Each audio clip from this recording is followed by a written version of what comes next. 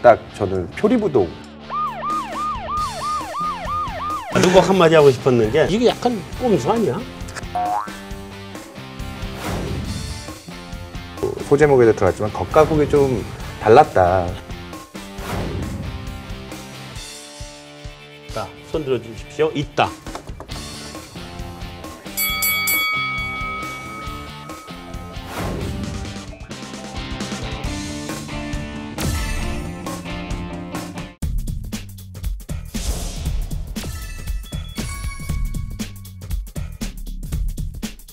네, 오늘 채권 애널들의 수다 시간입니다. 한 달에 한 번씩 정기적으로 찾아옵니다. 금통위가 있는 주면 애널들의 수다인데 2015년 새해 들어선 첫 번째 채권 애널의 수다죠? 예, 오늘 재밌게 한번 해보죠. 오늘은 근데 그 전승지 여신이 스파이를 한 명만 보냈네. 그죠? 우리 홍정혜 연구원이 안 왔어. 그 덕분에 남탕의 수다가 됐네, 완전히. 첫 번째 수다가 이렇게 좀 칙한 분위기 속에서. 그러니까 말이에요. 굉장히 죄송스러운데. 많이 죄송해야 돼, 지금. 자, 오늘 처음 오셨죠? 한번 소개 한번 해주시고. 예, 안녕하십니까. 대우증권에서 채권 분석 맡고 있는 윤여삼이라고 합니다.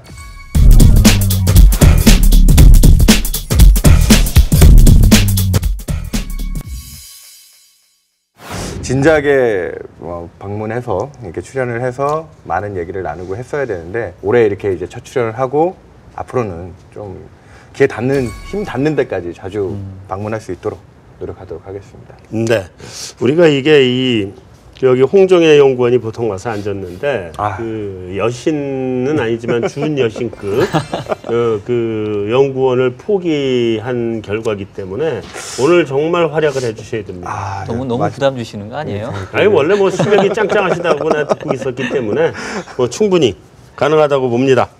자, 어쨌든 오늘도 우리 금통위 리뷰를 좀 한번 하고 채권 시장 어떻게 흘러가는지 한번 봐야 되지 않겠어요? 이정범 연구원부터 한번 오늘 어떻게 봤어요?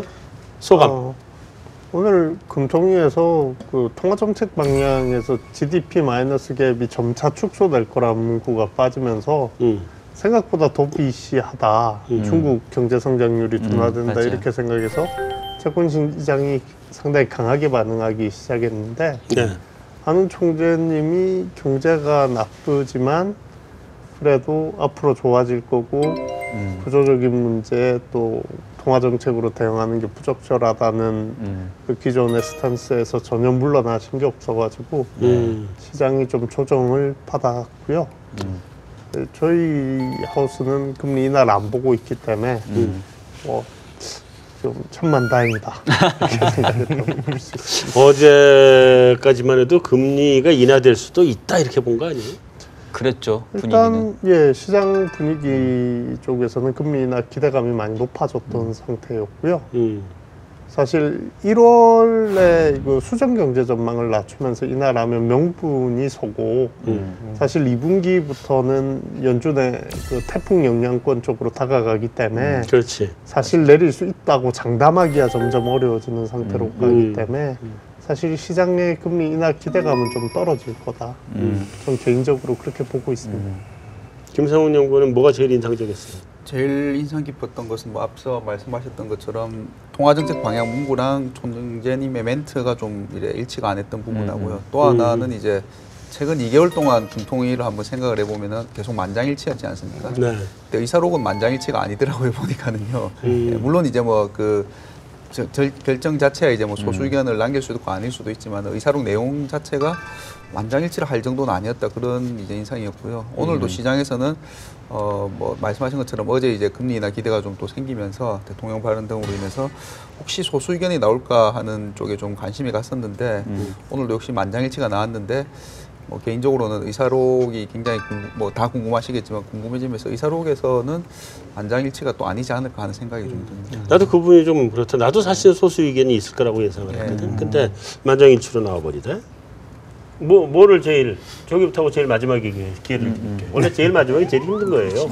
알겠습니다. 일단 이제 저는 경제 전망치를 대폭 하향 조정했음에도 불구하고 만장일치로 기준금리를 동결했다. 그 자체가 사실 제일 인상 깊었는데 왜냐하면 이제 시장에서 금리 인하를 기대했던 가장 큰 이유는 한은의 성장 전망치, 물가 전망치가 너무 저거 나이브하다. 저거 떨어뜨려야 된다. 그러니까 떨어뜨리면 기존의 전망이 바뀌는 거니까 그래서 기준금리도 내릴 거다. 이제 이거였거든요. 근데 한은이 오늘 보여준 스탠스는 뭐냐면 성장률 대폭 하향, 물가 대폭 하향. 그럼에도 불구하고 현재 기준금리는 경기 부양에 부족함이 없는 수준이다. 그러니까 그 얘기는 오늘 내세웠던 그 성장률 전망치, 물가 전망치를 크게 하회하지 않는 한 경기 둔화를 빌미로 해서 금리 인하에 대한 기대를 갖지 마라. 어떻게 보면 이제 경고 같은 거죠. 네. 그래서 저희도 이제 금리 인하가 없는 쪽으로 보는 그런 입장으로서 상당히 한은의 그 총재의 스탠스가 좀 반가웠어요. 자, 이제 마지막으로 우리 네. 이윤섭 연구원. 예, 저도 오늘 뭐 앞에서 다 얘기를 하셨기 때문에 사실 네, 그렇죠. 뭐 첨언 정도가 될 수밖에 없는데 그냥 고사성어로 오늘 딱 저는 표리부동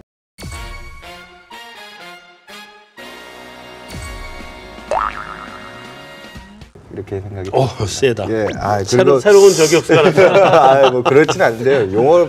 단어 선택이 뭐 적절할지 모르겠는데 제가 오늘 쓴 코멘트 제목에도 소제목에도 들어갔지만 겉과 속이 좀 달랐다. 글로 남은 뭐 통방 문구라든지 오늘 이제 성장률 수치라든지 이런 부분들은 상당히 도비시하다고 볼 수밖에 없는 내용들이었습니다. 그리고 경제에 대한 판단들도 뭐 대외적으로는 산유국에 대한 리스크를 뭐 거론을 할 수밖에 없었고요. 내부적으로도 수출에 대해서 그동안 하느니 참 양호하게 평가를 해왔는데 이제 숫자들이 좀 떨어진 것도 인정을 하고 뭐 이런 부분들에 경제에 대해서 그렇게 좋게 얘기하는 부분이 별로 비춰지진 않았는데 총재께서 이제 직접 발언을 하실 때는 워낙 이제 지금 올해 이제 분기당 1%의 속도는 기존에 우리가 예측했던 대로 유지가 된다. 그렇게 강하게 주장하셨고 그게 경기가 나쁘지 않다. 그리고 딱 한 단어가 이제 채권 시장을 흔들었죠. 지금 금리는 충분히 경기 부양적으로 부양을 할 정도로 지지력을 가진 수준이다. 그 단어들이 이제 곱씹어서 나올 때마다 시장에 이제 충격이 있었기 때문에 오늘 그런 부분들이 조금 매파적으로 해석이 됐고 그렇지만 시장은 여전히 이제 글자로 남아 있는 그런 도비시한 문구들을 보면서 오늘 이제 국고 3년 금리가 다시 2%대로 올라왔지만 기준금리와 불과 거리는 4bp 내외. 그렇기 때문에 아직 뭐 기대를 완전히 포기했다고 보기는 어렵지 않느냐 그렇게 보고 있습니다. 이제 그 채권 애널의 수다 이것 때는 사실은 내가 내 의견을 잘 얘기 안 하는 편인데 네. 오늘은 나도 한마디 하고 싶어. 물어봐줘 좀. 어떻게 보셨어요? 그렇지. 나도 꼭 한마디 하고 싶었는 게 난 성장률 전망치를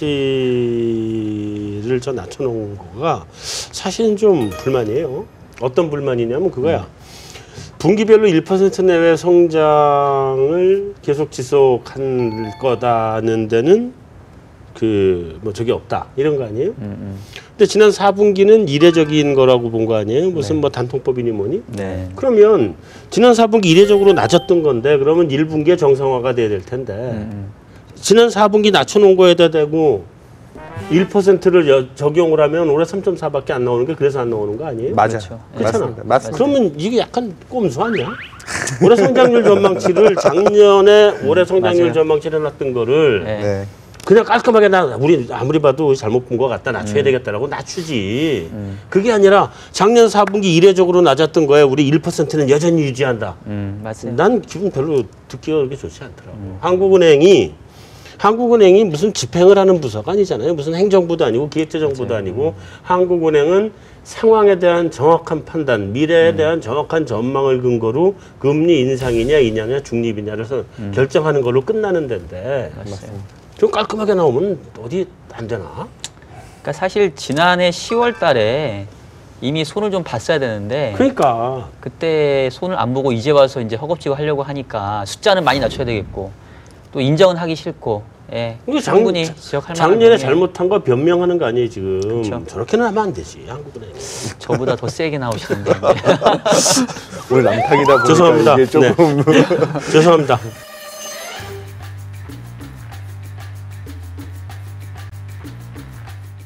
오늘 채권 시장 움직임은 간략하게 얘기를 해줬습니다만 됐고요. 한번 좀 브리핑을 한번 시장 움직임. 네.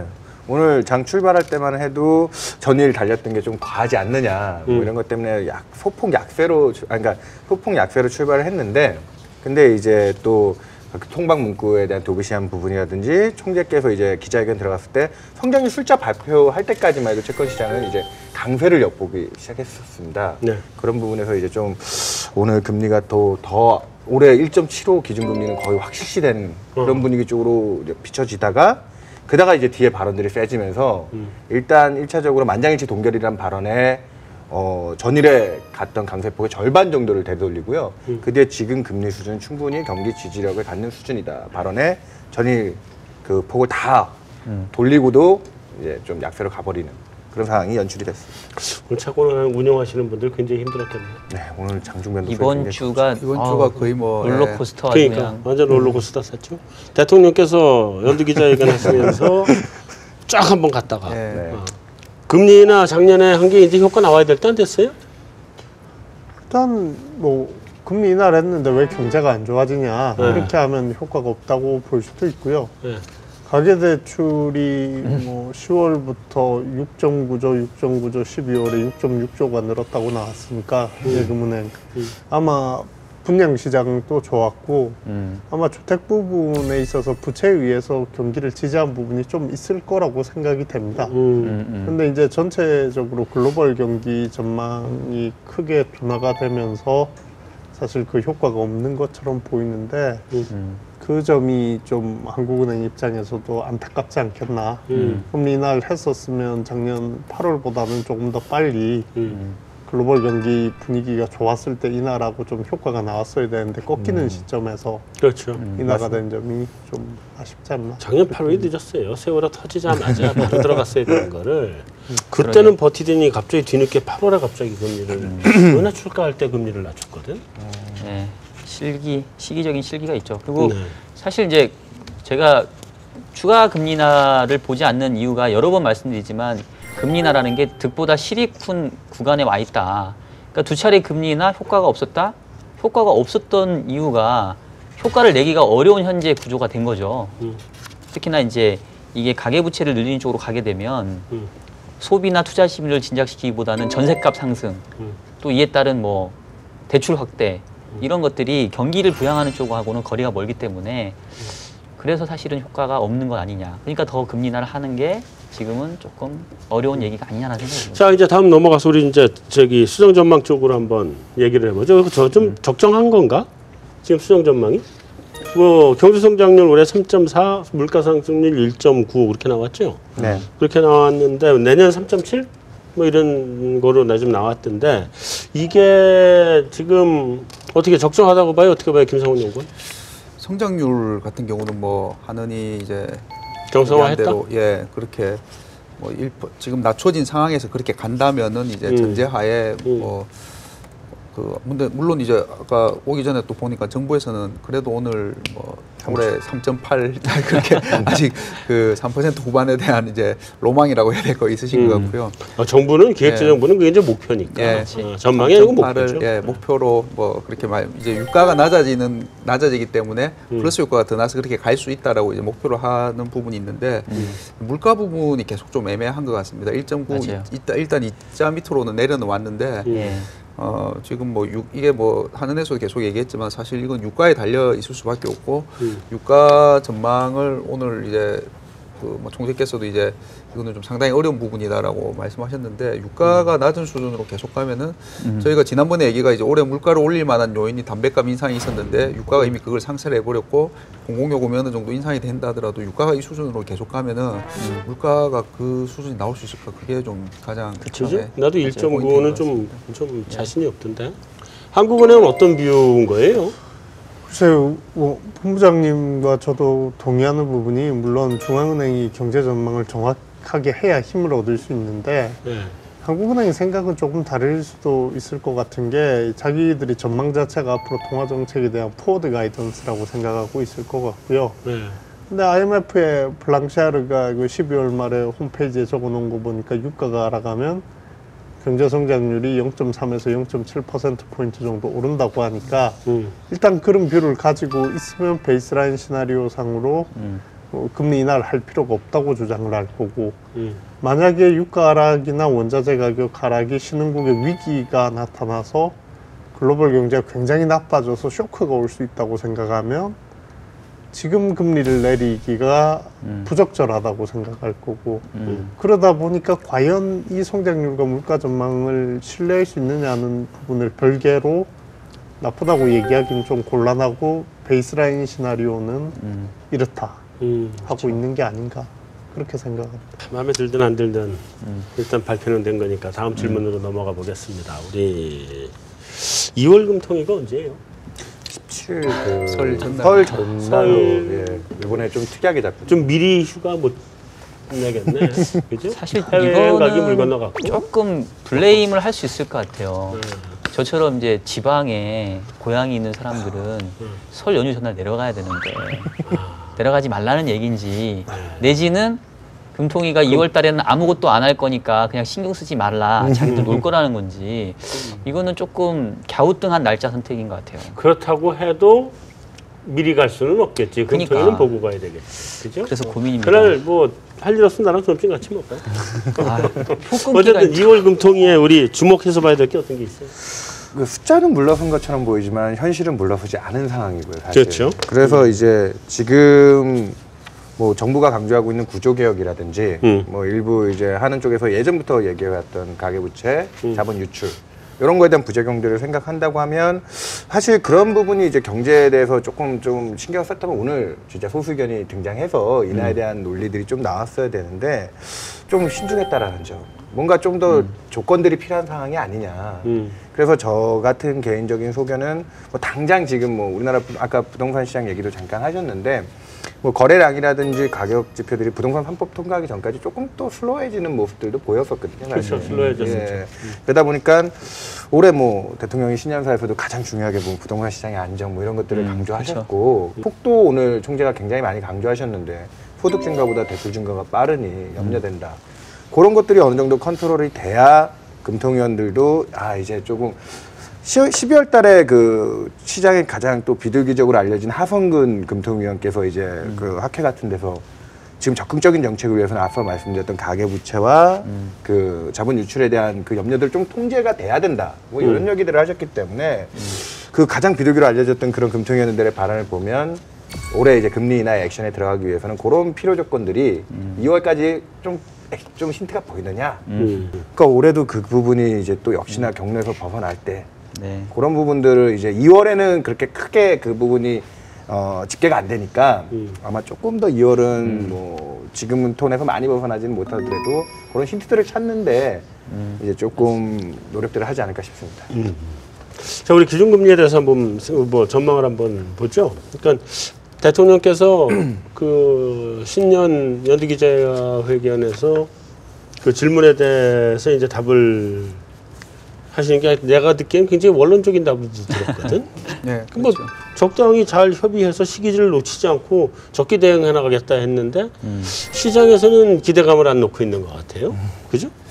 그게 시장에서도 이제 처음에 약간 놀란 부분이 경제 정책은 그냥 그렇죠. 뭐 적정하게 논의해서 잘하겠다라고 했으면은 달라질 수도 있는데 그 금리 인하라는 그 단어를 써버렸어요. 직접 이제 언급을 하시면서 시장이 한쪽으로 좀 쏠리게 된 게 아닌가 싶습니다. 혹시 시장이 너무 미국 월가 방식대로 라인 바이 라인 단어 바이 단어 해석하는 데 가 있는 거 아니야? 우리 시장이? 좀 그런 부분도 없다고는 할 수 있을 것 같아요. 그러니까 정부 관계자들은 그런 것까지 생각 안 하고 그냥 원론적으로 그러니까. 얘기를 했는데 시장이 좀 이제 전반적인 콘텍스트로는 그냥 원론적인 발언을 하시는구나라고 난 받아들였거든. 근데 기준금리라는 말을 했다는 것 때문에 금리 시장이 인하. 깜짝 네, 놀랐다고 하면은 너무 단어에 지금 매몰되어 있는 거 아닌가 하는 생각이 좀 들긴 들더라고. 우리 또 폴을 한번 해보죠. 폴에 드디어 이제 폴의 시간이 왔습니다. 추가 인하 가능성과 그 시기. 첫째, 인하가 있다 없다. 손 들어주십시오. 있다.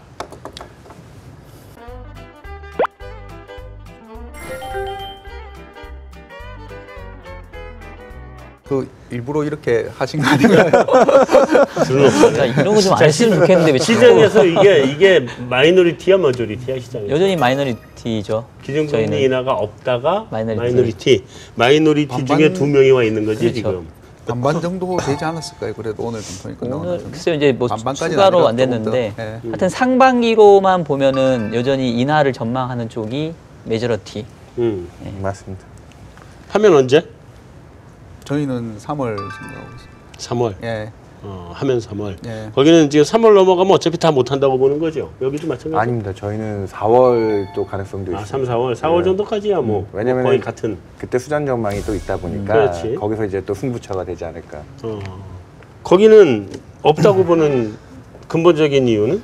일단 뭐 저희가 금리 인하를 주장하다가 2번은 해야 되고 3번을 하면 안 된다.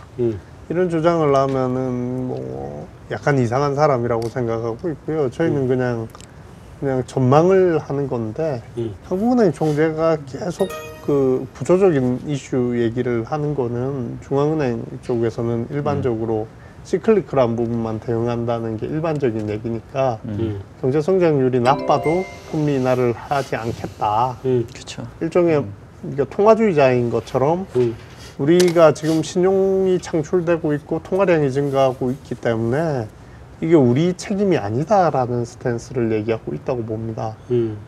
근데 지금 보니까 만약에 이게 미국의 연준금리 인상을 안 한다든지 해도 한두 번에 그칠 거라는 그런 시장의 기대를 확신할 수 있으면 정치권의 압력도 나올 만한데 지금은 그게 참 불확실성이 커서 지금 타이밍이 좀 어렵다. 타이밍이 어렵다. 사실은 나는 그 한국은행 아까는 한번 이렇게 비판적이었으니까 이번 한국은행에 좀 우호적인 발언을 한번 하면 너무 왔다 갔다 하시면 안 돼요. 왔다 갔다 하는 게 아니야. 난 경제 전망을 저렇게 갖고 가는 거에 대해서 비판적인 거고 기본적으로 한국은행의 포지션 중에 난 그 부분은 100% 한국은행 포지션에 동의를 하는데 통화정책으로 갈 수 있는 여건이 아니다라고 통화정책의 유효성이라고 하는 부분에 대해서는 난 공감을 해요. 그걸로 인해서 기본적인 한국은행이 금리 인하 안 했으면 좋겠다. 나는 그렇게 생각을 해요, 사실. 어쨌든 우리 국채 시장 1%로 내려갔다가 1%대로 내려갔다가 다시 지금 2%대로 왔죠. 어떻게 될 것 같아요? 여기 둘은 금리 인하에 베팅을 하고 있으니까 그러면 내려간다고 생각을 하겠지만 맞습니다. 뭐 지금 전 세계적으로 금리의 방향성이 좀 아래쪽으로 향하다 보니까 그런 바깥에 대한 시각들도 좀 많이 신경이 쓰일 거고요. 그래서 지금 정책 기대 좀 회분된 부분도 회손이란 표현을 쓰고 있지 완전히 꺾인 거라고 보기 좀 어렵거든요. 네. 그리고 올해 여러 가지 뭐 금융기관들 수급적인 여건들 놓고 보면 지금 어느 정도 금리가 올라왔을 때 또 미처 올해 제대로 지금 연초부터 조금 꼬여 있다라는 금융기관들이 좀 매수 대응을 할 수밖에 없는 분위기들도 좀 있지 않겠냐. 그러니까 우리나라 경제지표가 확실히 좋아지는 모습이 보이기 전까지는 이 채권 시장에 욕심을 버리지 않을 것 같다. 그렇게 보고 있습니다. 채권 시장이 욕심이죠. 뭔데 모든 시장이 다 그러니까 뭐 마찬가지다. 시장의 예. 혹성이라고 이렇게 좀 너무 욕심을 너무 부리는 것 같아. 어떻게 대응을 해야 돼요? 모든 시장의 속성이라고밖에 아, 그럼요. 드릴 다 말씀은 무리디한 없는데, 거지. 없는데 그 올라갔을 때 폭이나 그 속도가 글쎄요. 가장 최근에 몇 년 동안 봤을 때 금리가 가장 빨리 많이 올랐던 게 2013년 5, 6월에 버냉키 쇼크 때였죠 보면. 근데 맞아요. 과연 그때 저희도 이제 뭐 저도 아까 개인적으로는 안 내렸으면 좋겠고 뭐 경기가 좋아지면은 더 이상 안 내릴 것 같으면 금리는 올라가겠지만 그렇다고 그 올라가는 속도나 폭이 버냉키 쇼크 때를 능가할 수 있을까? 그리고 아까 말씀하셨듯이 그 기관 투자가들 중에서는 채권을 또 일부분 가져가야 되는 이제 투자자들이고 채권을 안 하면은 다른 자산을 어디를 갈 건가? 글쎄요, 뭐 우리나라에서는 위험 자산이라는 게 주식보다는 제 생각에는 부동산이 정말 화랑이 오면은 채권 쪽에서 자금이 빠질 것 같습니다. 그러면 그때는 진짜 대출도 되면서 금리가 올라갈 것 같은데 그 상황이 뭐 올해 하반기에 올지 또 그렇게 좋아질지는 않죠. 예. 맞아요. 자, 어쨌든 자 이제 글로벌 시장 우리 잠깐 봅시다. 글로벌 시장이 어떻게 흘러가는지 지금 미국이 소매 판매가 지금 뚝 떨어졌다고 나오죠. 가장 낮은 수치라고 하던데 그 페드의 통화 정책에 영향을 미칠까? 미국에서 소비가 뭐 전체 70%니까 네. 미국 경제 굉장히 이번에 소매 판매 전월 대비 이렇게 1% 가까운 하락 보고 뭐 유가 하락을 감안하더라도 좀 시약이라고 볼 수 없고 세부 지표를 다 까봐도 뭐 심지어는 온라인 판매 같은 거 뭐 이런 것까지도 원래 연말에는 미국이 소매 판매가 12월까지 그렇게 나쁘지 않은 분위기로 가야 되는데 원래 컨센이 전월 대비 한 0.1 정도 감소였거든요. 그렇기 때문에 정책 당국자들 입장에서도 충분히 조금 고민해봐야 될 지표들이 아니냐. 12월에 ISM 제조업 지수가 좀 나빴고 고용 지표 논팜은 그래도 25만 명 이상 늘어서 괜찮다고 하지만 그 임금이 빠지면서 또 역시나 그 고용 지표에 대해서 온전히 평가를 못했기 때문에 미국은 지금 10년짜리 금리가 2% 언더, 30년짜리 같은 초장기 채권도 지금 2% 중반도 안 된다는. 최저치. 그 정도 수준에 빠져 있다는 건 사실 올해 금리 인상을 한다는 거에 납득이 좀 안 가는 부분들이 있거든요. 그래서 지금 정책 당국자들은 많이 좀 고용 지표 요 근래까지 양호했던 고용 지표는 올해 6월 인상이 맞는데 분명히 맞는데 뭐 빌그로스와 같은 사람들은 뭐 잘해 올해 연말이나 하지 않겠어 뭐 이런 얘기를 하는 배경들이 그런 데 있지 않을까 싶습니다. 지금 미국 그 시간당 아울리 웨이지 있잖아요. 아울리 어닝스. 네. 그 아울리 웨이지가 좀 올라가고 있어요.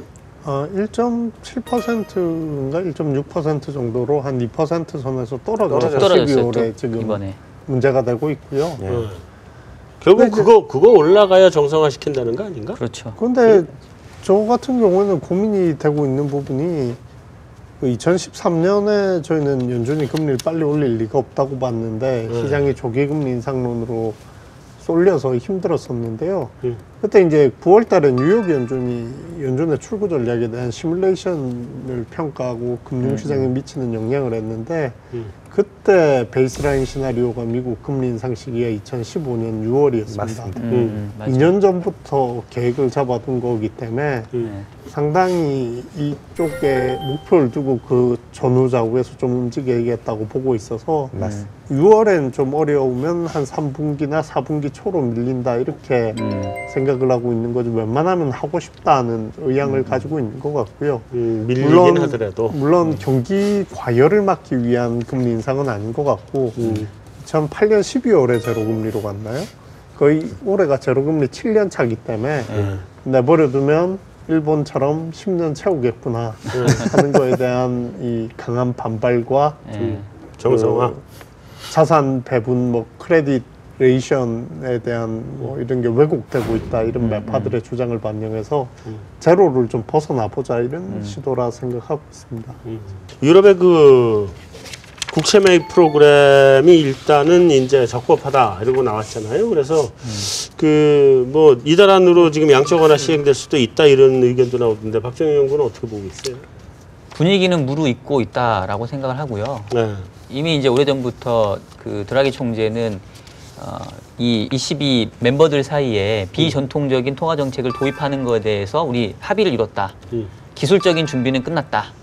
뭐 디플레 우려가 현실화되는 걸 좌시하지 않겠다. 그러니까 참 말로 많이 때웠어요. 이제 정말 행동으로 보여줄 텐데 최근에 유로존 물가 상승률이 마이너스 0.2%. 그러니까 정말 디플레가 현실화된 것처럼 보이는. 네. 그래서 제가 봤었을 때는 이번 1월 회의에서는 뭔가 발표는 좀 해야 될 것 같고요. 네. 다만 이제 이들의 그동안의 패턴을 보면 발표 후 행동까지 또 시간이 좀 걸릴 것 같은.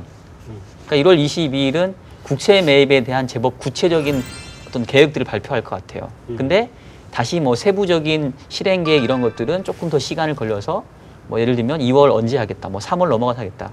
그래서 여전히 조금 시장 기대보다는 굼뜬 행동을 취할 가능성이 크지 않냐. 저는 그렇게 보고 있어요. 김성훈 연구는 어떻게 봐요? 지금 뭐 조기에 나올 것 같은지에 대한 의견과 다음에 하면은 그게 좀 효과가 나올 것 같은지. 시장이 이제 가장 우려했던 것 중에 하나가 이제 그렉시트이지 않습니까? 그런데 어쨌든 원래는 변수가 이게 22 공교롭게 23일 뒤엔가 그리스 선거가 예정이 돼 있어가지고 그러니까. 처음에는 그리스 선거 결과를 보고 해야 되기 때문에 22가 이번에는 안 할 수도 있지 않을까 했는데 다행히 지금 뭐 시리자가 남을 수도 있다는 쪽으로 지금 가면서 지금 22가 그러면 1월에 하겠다라는 지금 기대가 더 커진 것 같은데요. 근데 이제 가장 그 시장에서 이제 효과가 있으려면은요, 뭐 박종현 연구께서 말씀하셨겠지만 그 하면은 과연 국채를 그러면 뭐 어느 나라 걸 사줄 거냐, 예 그리고 뭐 이제 소위 뭐 n분의 1로 사줄 거냐, 그러니까. 아니면은 예 뭐 그리고 그 돈은 뭘로 마련할 거냐 이런 부분이 좀 구체적인 얘기가 나와야 되는데.